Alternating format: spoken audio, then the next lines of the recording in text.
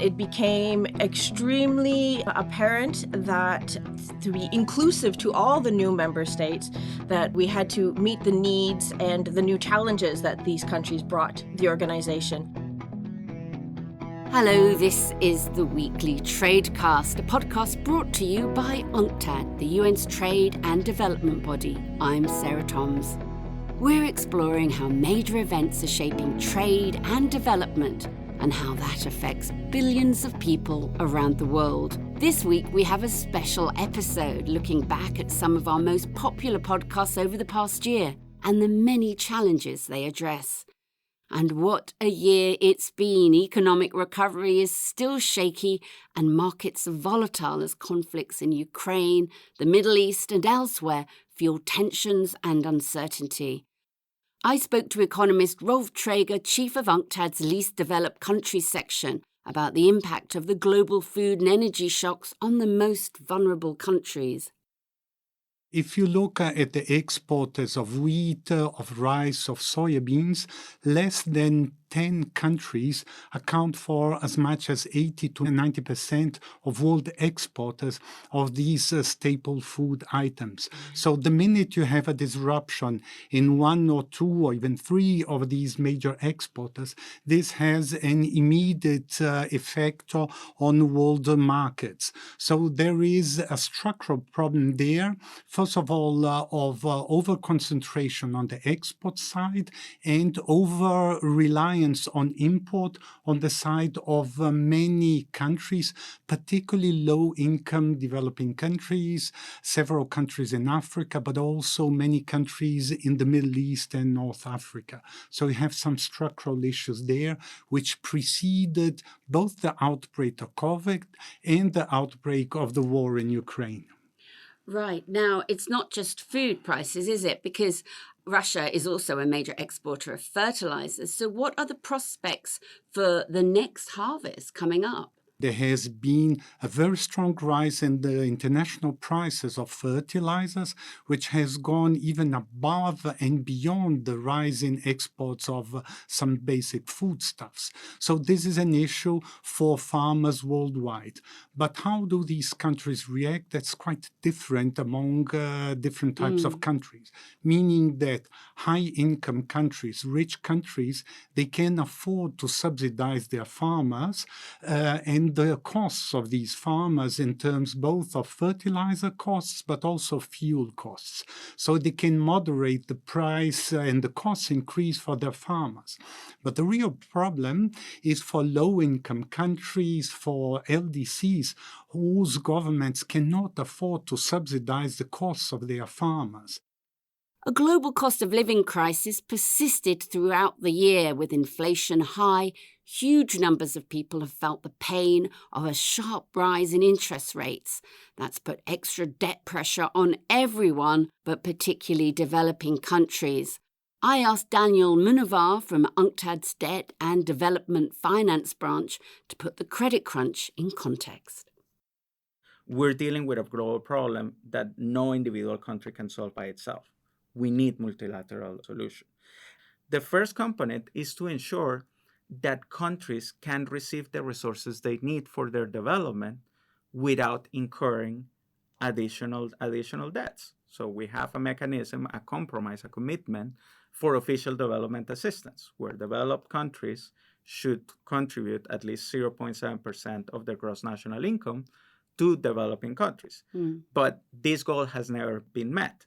And that is creating a shortfall of resources that developing countries then have to go out and borrow, which makes their situation worse. So part number two, we need to ensure that precisely the type of financing that we provide to developing countries is linked to their financial capacity. So then we need to expand the multilateral concessional financing system that allows these countries to borrow long-term at really low rates in order to ensure that they don't face periods of instability that aggravate their problems.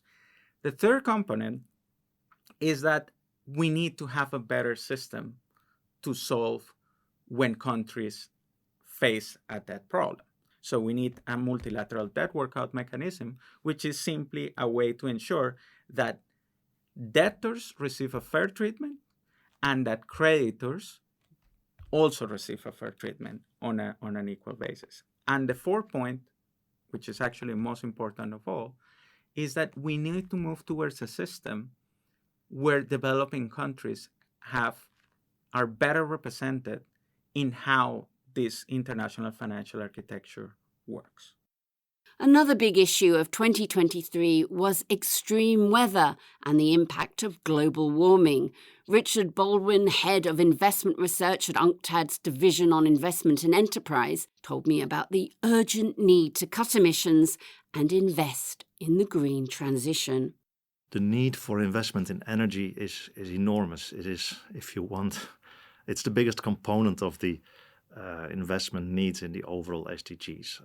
And that is because it touches on multiple sustainable development goals and, of course, on the objectives of the Paris Accords, right? We're in the middle of the energy transition. So we need investment that supports the transition to green and clean energy.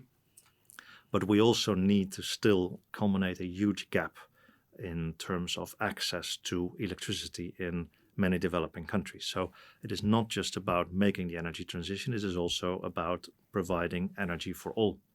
And in addition to that, with the recent energy crisis, a third objective is now at the fore in many countries, which is energy security. This month, the UN held its latest climate summit, COP28, as experts warned that global warming must be limited to 2 degrees Celsius or less.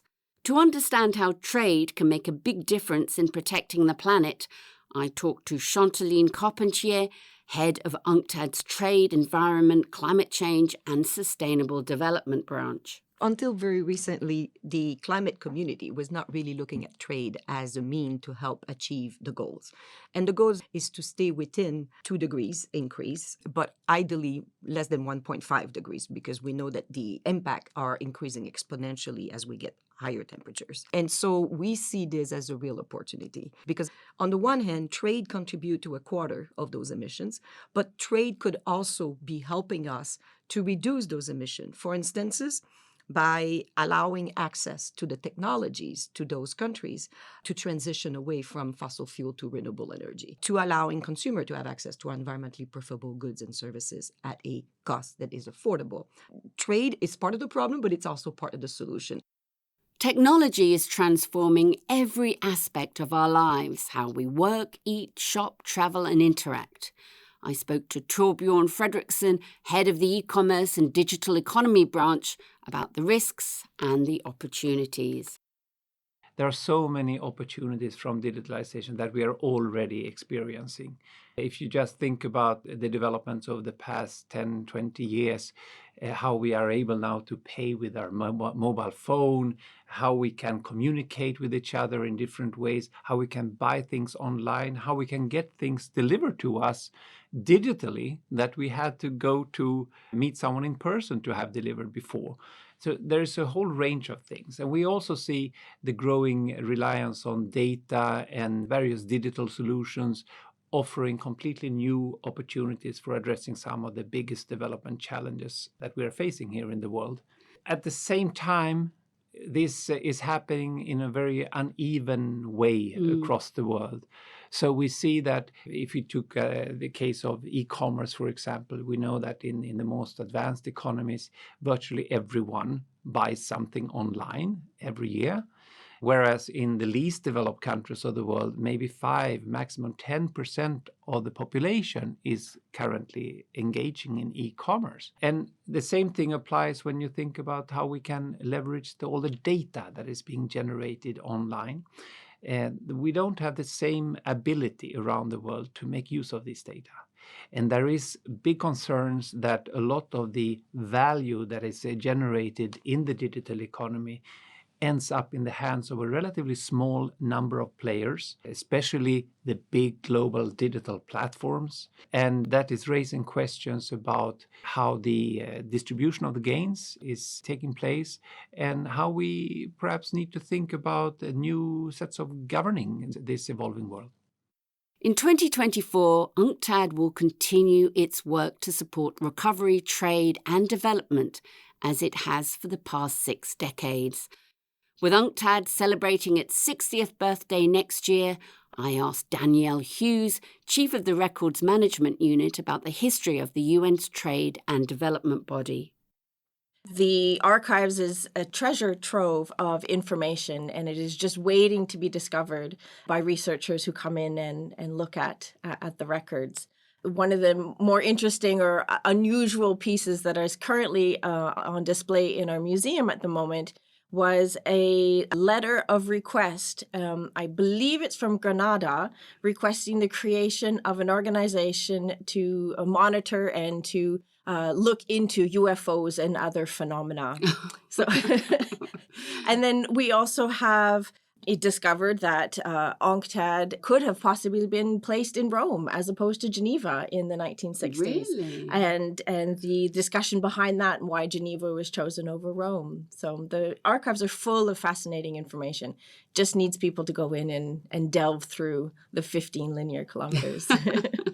UNCTAD was born in 1964.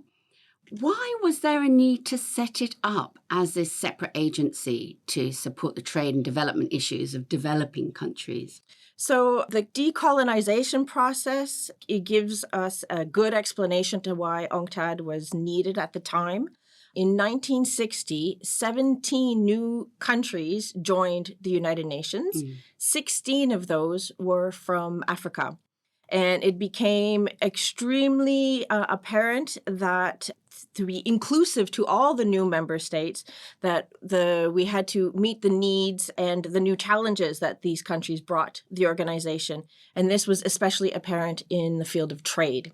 And UNCTAD was established to be able to sort of facilitate that need from the new member states. So that's it from all of us at UNCTAD for 2023. The weekly Tradecast will be back soon on January the 11th, but you can keep up with the most pressing issues around the world of trade and development on our website unctad.org. I'm Sarah Toms in Geneva. Happy holidays and best wishes for the new year.